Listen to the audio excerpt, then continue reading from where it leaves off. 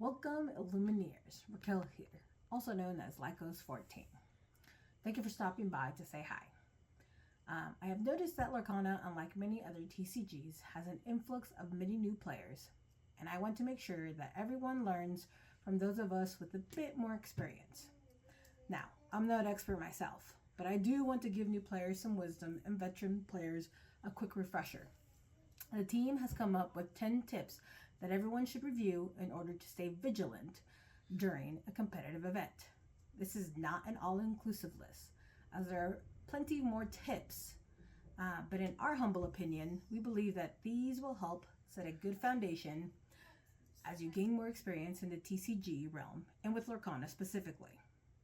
We have placed references to different rules and code of conducts at the beginning of each tip.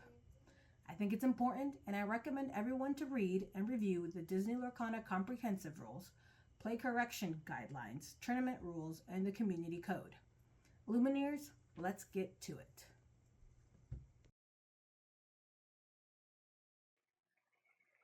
Alright, tip number 1 is sleeves. If you're going to a competitive tournament, make sure you buy sleeves. Most come in 100 with 100. You use 60 to 65 depending on your deck size, and then you can use other 35 to 40 sleeves as your extras. Rules are pretty simple on sleeves. They must enclose one single card, must be identical, so one color of sleeve. Opaque back, which just means that you can't see the Lorcana symbol through the back, and then make sure that it's not anything indecent or offensive. Make sure your sleeves are clean, make sure they're new, make sure there's no tears, make sure there's nothing bent. If you or your opponent have sleeves that are marked or anything like that, make sure you call a judge and let the judge decide what next steps are for your sleeves. So my favorite are always Dragon Shield, but there is also the ability of getting the Lorcana sleeves. I recommend over sleeves if you're going to use those. And then there are inner sleeves, which just means that your card would be double sleeved, double protected, in case of any spills or damage, just a little extra protection on that. Alright, sleeves, tip number 1.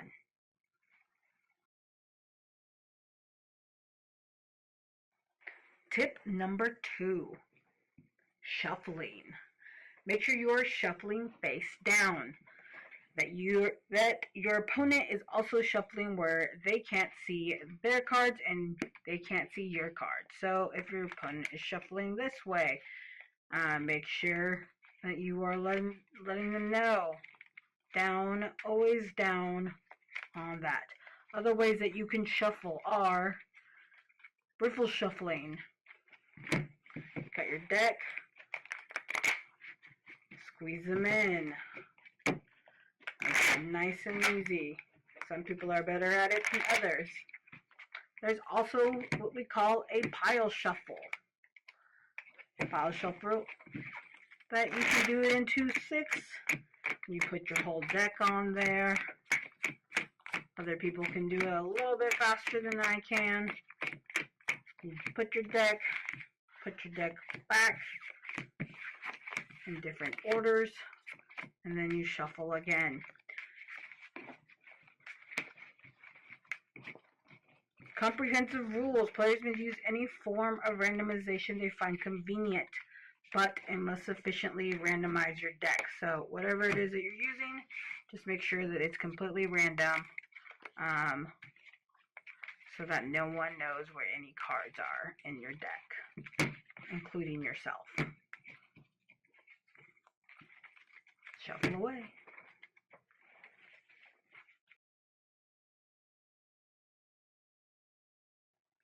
Tip number 3, cutting your opponent's deck.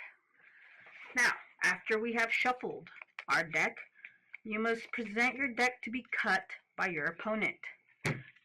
Present it. There are different ways to cut it. You can cut it in half. You can cut it into 3s. You even have the ability to shuffle your opponent's deck. Make sure that you cut it in however you feel is most comfortable. Obviously, make sure that you're not exposing any cards when you are shuffling. And make sure you are always cutting your opponent's deck, no matter what it is. If it's after the mulligan, if it's after finding a card, whatever it is, make sure you cut your opponent's deck regardless of anything. If they shuffle, you cut. Just remember that.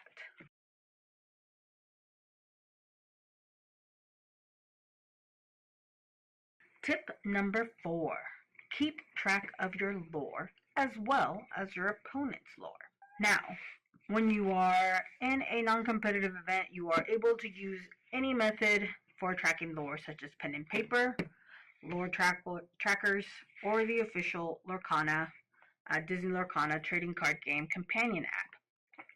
When you are at a competitive event, electronic devices capable of long-term storage and or internet access are not permitted, so that must go away. You are able to use a lore tracker if you are really wanting to do, but the preferred method is always pen and paper. Some people use boogie boards, but once again, I recommend pen and paper so that there is always evidence of what the score is, regardless of if it's game 1, game 2, or if you're in a best of 3, game 3.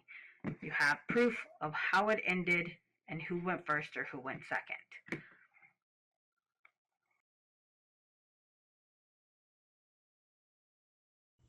Tip number 5.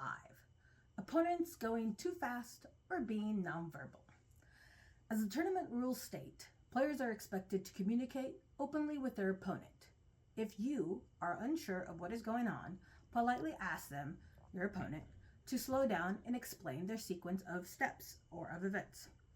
If politely asking them to explain their sequence of steps or verbalizing what they are doing is not done, then call a judge and explain the situation to them. Let the judge decide what needs to be done next.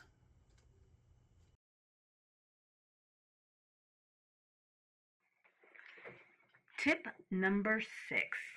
Asking your opponent how many cards they have in their private or public zones.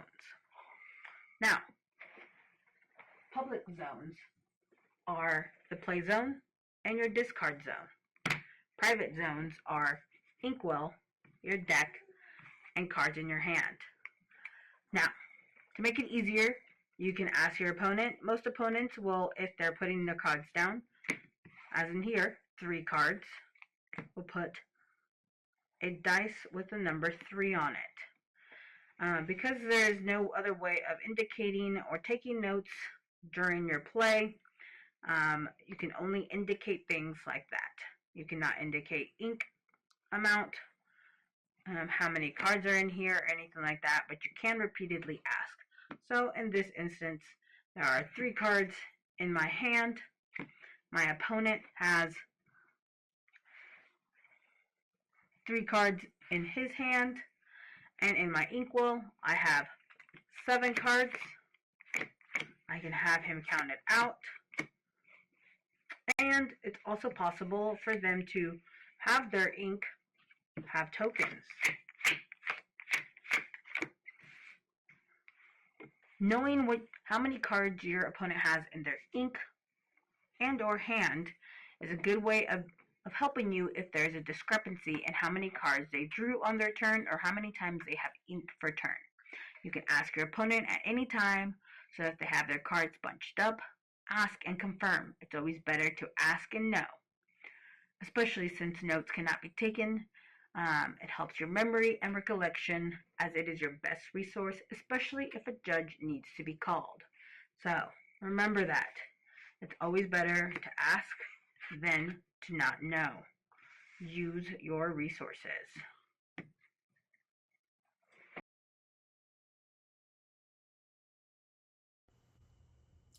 Tip number 7.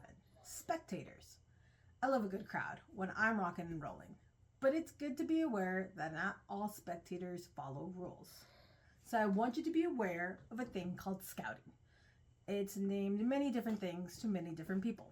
But basically, it's when an opponent's friend, team member, or random person has information about your hand, card, or deck and is giving your opponent signs or signals so that they play around your cards or play with information that should be private during your match. If you feel uncomfortable or feel like something is happening, call a judge. Explain the situation and let the judge decide the next steps.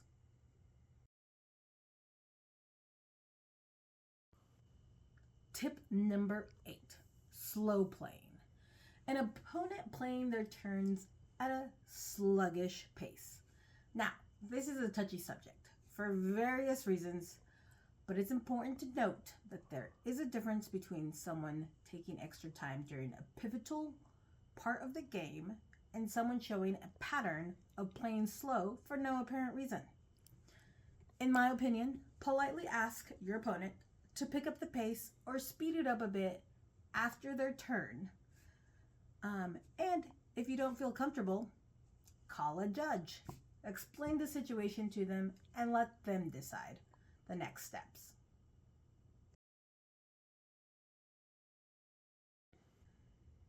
Tip number 9, entering your match results. For the love of molasses, please ensure that your results are entered into Melee. After your match is complete, and before you get up, get your phone out and indicate who won which games and enter submit. If your opponent is still there, show them what you are entering so that there are no discrepancies. Then your opponent can confirm it on their end. This helps with making sure that the event continues running smoothly, that your match results are entered correctly, and if there are any errors, they can be addressed immediately. Don't put yourself in a position where your hard-earned wins become losses due to your lack of taking an extra minute to enter them in Melee. As always, if there are any issues, call a judge.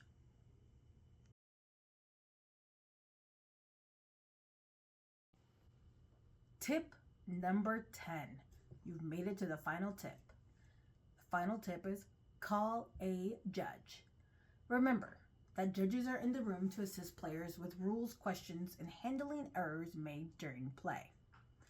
Judges will not interfere unless there's an illegal action being taken, so if you do not ask for a judge will not just magically appear to answer your questions. Whenever you have a question about anything, it's always best to call a judge.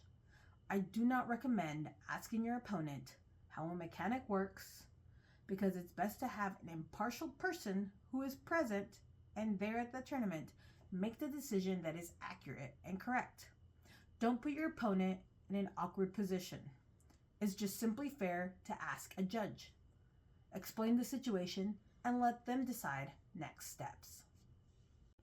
Well, Illumineers, it appears we have come to the conclusion of how to stay vigilant. I hope that these 10 steps help you in your Lorcana journey. I am grateful that the Lorcana community is full of wonderful people. Please continue to have fun playing Lorcana, and remember, as the Disney Lorcana community code says, everyone is expected to treat each other with courtesy, respect, kindness, and honesty. Best of luck to everyone.